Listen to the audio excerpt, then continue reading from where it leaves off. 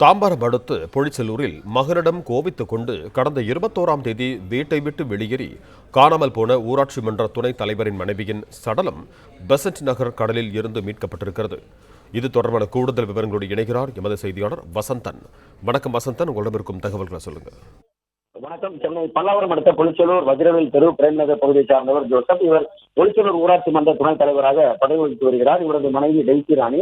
இருவருக்கும் சாம்சங் மற்றும் சார்லஸ் என்ற 2 மகன்கள் உள்ளனர். இந்த நிலையில் கடந்த 21ஆம் தேதி வீட்டில் இருந்த இளைய மகன் படிக்க சொன்னதாக கூறப்படுகிறது. இதனால் தாய்க்கும் மகனுக்கும் இடையே தகராறு ஏற்பட்டுள்ளது. இதனால் வீட்டில் இருந்து கோபித்துக் கொண்டு வெளியே ஜான்சி தனது செல்போனையும் அணைத்து வைத்துவிட்டு ஆட்டோவில் ஏறி அங்கிருந்து பல்லாவரத்திலிருந்து சென்றுள்ளார்.